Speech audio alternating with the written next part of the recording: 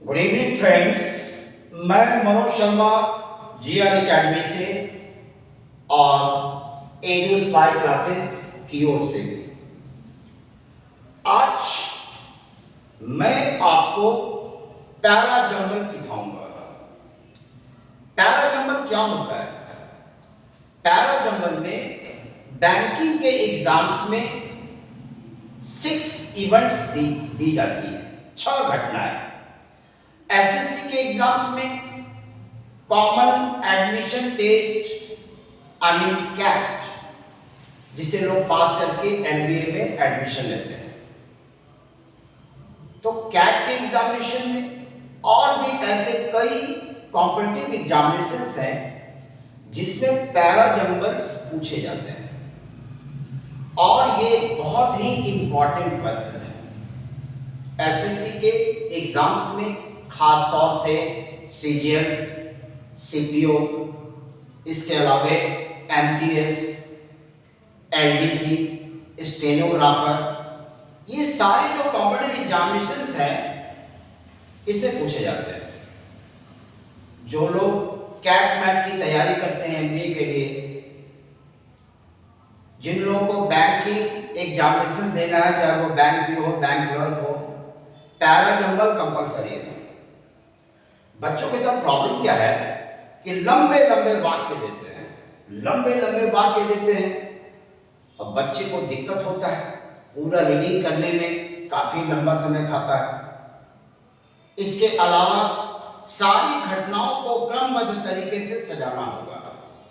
First event, second event, third event, fourth event banking के examination में, और SSC के एग्जामिनेशन में तो स्मार्ट तरीके से आप कर सकते हो। तो 4 से 10 सेकंड में आप कैसे पैरा जंगल को सॉल्व करोगे, इसके एक से एक स्मार्ट ट्रिक्स आपको आज मैं बताऊंगा। तो आइए दोस्तों, हम लोग सीखते हैं पैरा जंगल।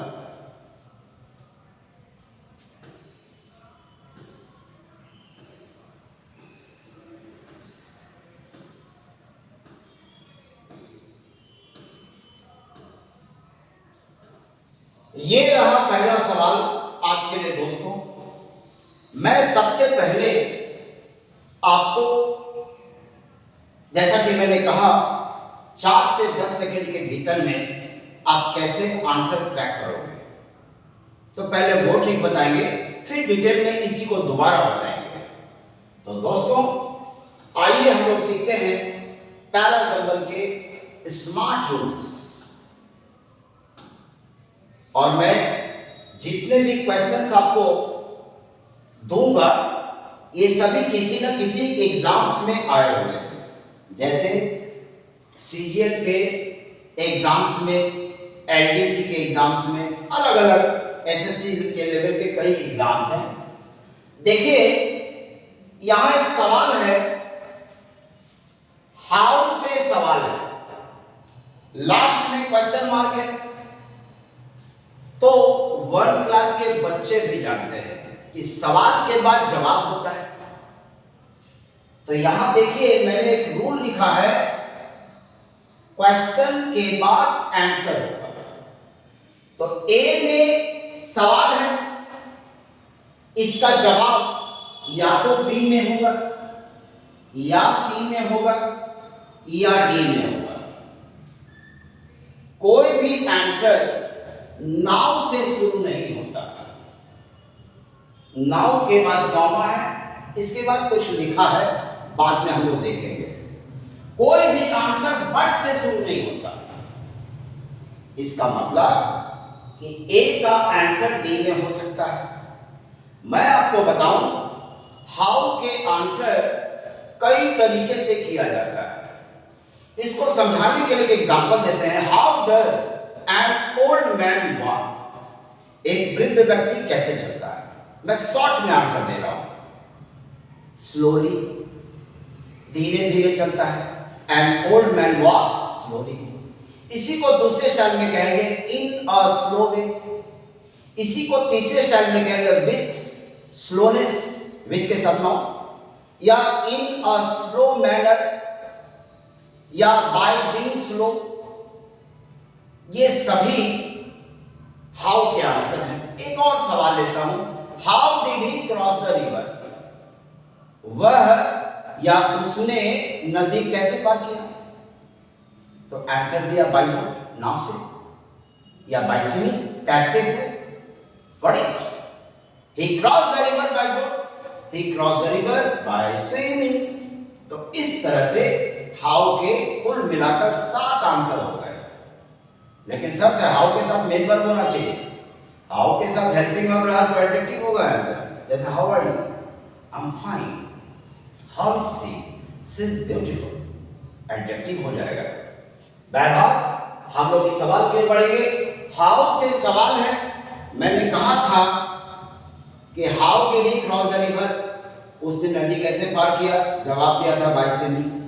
सेम चीज एक बार फिर से, हाउ से नाउ, सॉरी नाउ से आंसर शुरू होगा नहीं, बट से आंसर शुरू होगा नहीं। आंसर देखिए मैंने व्हाइट कलर किया हुआ, बाय क्रिएटिंग। जैसे मैंने बताया था he cross the river by swimming, तो हाउ का answer by plus before, by plus now, ऐसा होता है। तो हाउ से सवाल है ए में और जवाब है डी में। इसका मतलब ये हुआ कि ए के बाद डी होगा। यहां पर देखिए ए के बाद डी नहीं, हमें चाहिए ए डी का पेयर। यहां डी है, डी खत्म। यहां पर ए डी है ही नहीं, तो डी भी खत्म। और यहां भी ए डी नहीं है, तो सी भी खत्म। ए डी का कॉम्बिनेशन तो यहां है, ए में सवाल है और डी में जवाब। मैंने कहा था स्मार्ट टेक्निक आपको सिखाया था। अब हम लोग अगले सवाल की ओर बढ़ेंगे। देखिए जो मैंने कहा था वो यहां लिखा हुआ है। हाउ के आंसर 7 तरीके से। एल वाई वाला verb, how does an old man walk? An old man walks slowly, an old man walks in a slow way, in a slow manner by being slow। पांचों का मतलब धीरे धीरे। और how did he cross the river? He crossed the river by boat, he crossed the river by swimming। तो ये 7 तरीके से आंसर है। हमारा आंसर इस सवाल में ये वाला फिट हुआ था। हमारे सवाल में आंसर ये फिट हुआ था, ये 7 नंबर,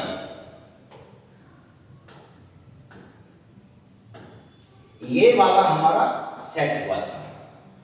अब हम लोग आगे की ओर बढ़ेंगे। Question number 2। दोस्तों एक बात याद रखिएगा, कभी भी क्वेश्चन नंबर 2 है ये,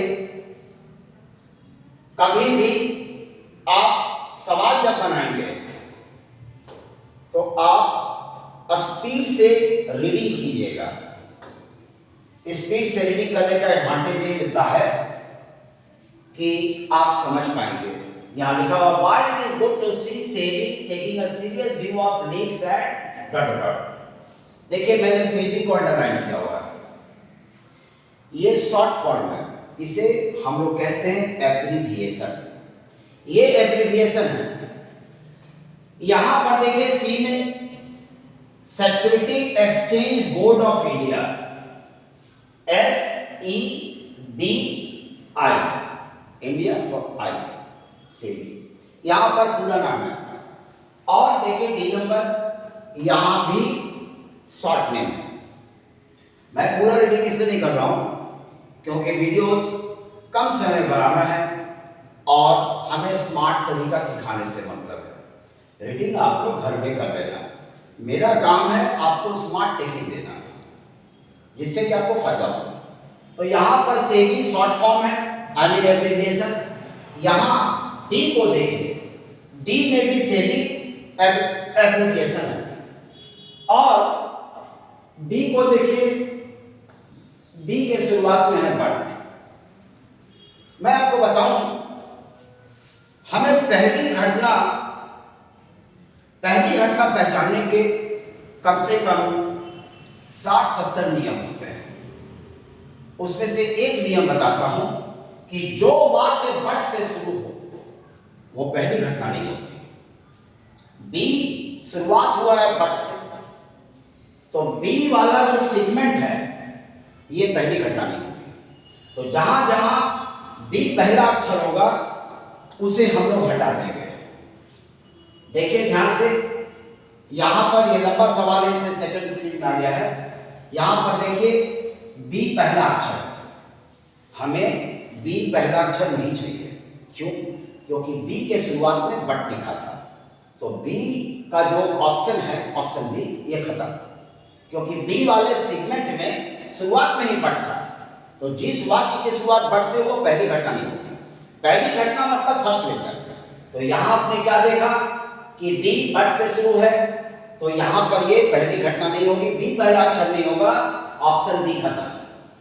और यहां पर शॉर्ट फॉर्म है सेबी, और सी में सेबी का फुल फॉर्म लिखा हुआ है security exchange board of India. कहने का मतलब कि अगर पूरा नाम दिया रहे किसी वाक्य में और किसी वाक्य में एब्रिविएशन दिया रहे, तो आप एक नियम याद रखिए, full name I mean complete name पहले होगा और एब्रिविएशन वाला नेम जहां भी होगा बाद में होगा। ये रूल है। तो इसमें ए में एब्रिविएशन है, फुल नेम नहीं। डी में एब्रिविएशन है, फुल नेम नहीं। और डी की शुरुआत हुई है बट से, तो कहने का मतलब जिस वाक्य में एब्रिविएशन हो वो पहली घटना नहीं होगी। लेकिन शर्त है उस एब्रिविएशन का पूरा नाम किसी घटना में लिखा होना चाहिए। अगर किसी घटना में उस एब्रिविएशन का पूरा नाम लिखा है तभी एब्रिविएशन को पहली घटना नहीं बनाएंगे। तो एक बार फिर से, ए में एब्रिविएशन है, फुल नेम नहीं, तो ए पहली घटना नहीं होगी, मतलब ए पहला अक्षर नहीं होगा। अब बी की शुरुआत हुई है बट से, ये भी पहली घटना नहीं होगी, मतलब बी भी पहला अक्षर नहीं होगा। और डी में भी एब्रिविएशन है, फुल नेम नहीं, तो डी भी पहली घटना नहीं होगी। तो ए कंप्लीट नेम नहीं, ए पहला अक्षर नहीं। डी में बट, बी भी पहला अक्षर नहीं। और डी में शॉर्ट फॉर्म से भी, ये भी पहला अक्षर नहीं। ऑटोमेटिक बिना अर्थ जाने हम समझ गए कि सी हमारा पहली घटना होगी, क्योंकि इसमें विषय की प्रस्तुति है। तो दोस्तों सी पहला अक्षर होगा, सी पहला अक्षर केवल ए में। कहने का मतलब कि हमारा आंसर होगा CBDA। बिना सजाए आपने स्मार्ट ट्रिक सीखा कि पहली घटना कैसे समझते हैं स्मार्टली। तो आपको मैंने आंसर बताया ए, तो हमारा आंसर यहाँ पर ए हो गया। मैं एक बार मार्किंग कर दूं, उसके बाद में आगे बढ़ जाऊंगा। ठीक है, याद कीजिए बी की शुरुआत बट से थी, तो बी पहला अक्षर नहीं होगा। और ए पहला अक्षर है, यहां देखिए ए में शॉर्ट फॉर्म से भी था, ऊपर में मैंने बताया। और डी में जो लास्ट वाला था उसमें भी से भी था। ठीक है, डी का देखिए यहाँ पर से भी दिख रहा होगा, मैं आपको दिखाता हूँ। डी वाला में से भी है शॉर्ट फॉर्म। कहने का मतलब कि हमारा आंसर ए हुआ। क्वेश्चन नंबर 3, यहां पर मैंने रूल लिख रखा है, इसे आप देखिए। Complete name is followed by abbreviated name और एक्रोनिम। कहने का मतलब इसको हिंदी में कहेंगे कि पूरा नाम के बाद एब्रिविएशन वाला नाम आता है या एक्रोनिम आता है। अब हम लोग क्वेश्चन नंबर 3 को देखेंगे। You have to understand question number 3। अब फिर से हम लोग एक स्मार्ट रूल सीखेंगे।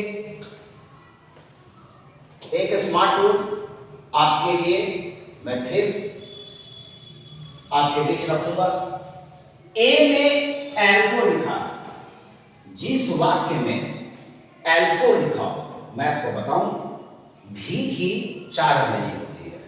इवन, एल्सो, TOO और एज वेल। मैंने कहा एज वेल, एज वेल। तो भी की 4 अंग्रेजी है, ए में एल्सो है और सी में भी एल्सो है। जिस वाक्य में एल्सो होगा वो पहली घटना नहीं होगी। कहने का मतलब पहला अक्षर नहीं होगा। तो ए में एल्सो, ए पहला अक्षर नहीं होगा। और सी में भी एल्सो, सी भी पहला अक्षर नहीं होगा, और बी के शुरुआत में है बट, तो बी भी पहला अक्षर नहीं होगा। ए एल्सो, बी बट से शुरू, सी में एल्सो। ए बी सी तीनों पहला अक्षर नहीं होगा। एक बार फिर बिना अर्थ जाने समझ गए कि पहली घटना डी होगी। डी में विषय की प्रस्तुति है, प्रेजेंटेशन ऑफ टॉपिक। डी पहला अक्षर होगा, हमारा आंसर हो गया डी। Is that clear? इसे दोबारा समझेंगे तो फिर दोबारा देख लीजिएगा, आपको समझ में आ जाएगा। वाह, मैंने यहां पर रूल लिख रखा है आपके लिए, इसे आप ध्यान से देखेंगे, बहुत काम की चीज है आपके लिए। जो लोग बैंकिंग के एग्जाम देते हैं, एसएससी के एग्जाम देते हैं, कैट के एग्जाम देते हैं, और भी कई तरह के कॉम्पिटिटिव एग्जाम से जिसमें पैरालेंगल आता है, ये सब रूल आपके लिए बिल्कुल ब्रह्मास्त्र है। कम अर्थ जानकर या बिना अर्थ जाने आप आराम से कर सकते हैं। ये सब रूल को आप देख लेंगे। मैंने जो बोला था सेम लिखा हुआ है यहाँ, कि जहाँ एल्सो हो, बट से शुरू हो, प्रोनाउन हो, वो पहली घटना नहीं होगी। प्रोनाउन पहली घटना नहीं होगी, सर से नाउन होना चाहिए किसी वाक्य में। आइए हम लोग 4 नंबर के सवाल को देखें। देखिए 4 नंबर के सवाल में एक स्मार्ट टेक्निक यहाँ पे छिपा हुआ है। देखिए लिखा हुआ है फर्स्ट, थोड़ा मैं पानी पी लेता हूं।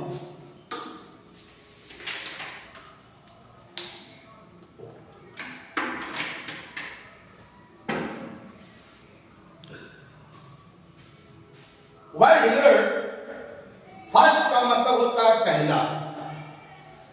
आपको मैं बताऊं, भारत में पहला की 2 वैल्यू होती है।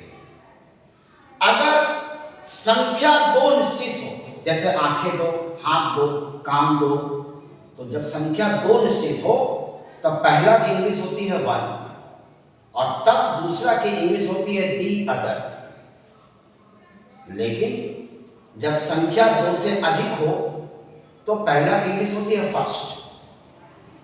अब नियम सुनिए, कभी भी किसी वाक्य में 1 या फर्स्ट दिया जाए तो आपको खोजना है सेकंड, अदर, अनदर, नेक्स्ट। इन सबों का अर्थ होगा दूसरा या अगला, क्योंकि भैया मेरे पहला के बाद तो आएगा दूसरा, पहला के बाद क्या आएगा दूसरा, और दूसरा का यहां पर 2 इंग्लिश है, एक है अनदर और एक है सेकंड।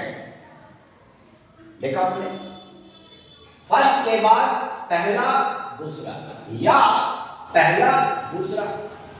अगर आप किसी बच्चे से पूछेगा ना कि फर्स्ट के कॉम्बिनेशन में दूसरा कहने क्या है, अनदर की सेकंड, तो बच्चे भी बता देंगे कि फर्स्ट के बाद क्या होगा, सेकंड। इसका मतलब कि ए के बाद सी होगा, तो हमें एसी की जोड़ी चाहिए, हमें एसी की जोड़ी चाहिए।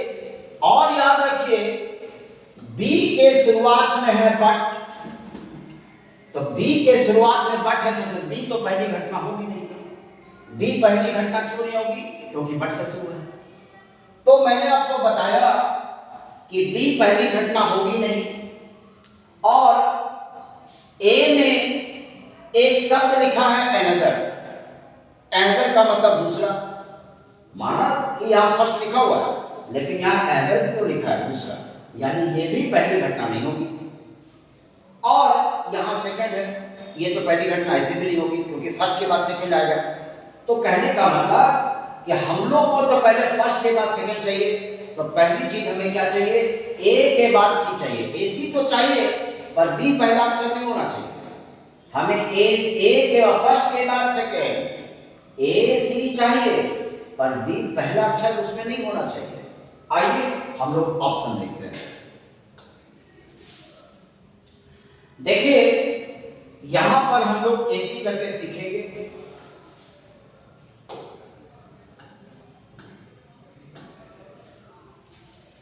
हमें एसी की जोड़ी चाहिए, यहां एसी नहीं है, ए खत्म, यहां एसी नहीं है, सी खत्म, और यहां भी एसी नहीं है, बी भी खत्म। ऑटोमेटिक हमारा आंसर ये होगा, क्योंकि एसी की जोड़ी यहाँ है, ए में था फर्स्ट और सी में था सेकंड। ये एग्जाम में आया हुआ सवाल है, सीजीएल के एग्जाम में किया है, इसका आंसर बी होगा। तो दोस्तों 2023 में, 2024 में, 2023, 2024 जितने भी एसएससी के एग्जाम्स में सवाल पूछे गए हैं उनका अपडेटेड क्वेश्चंस मैं आपको डिस्कशन दूंगा।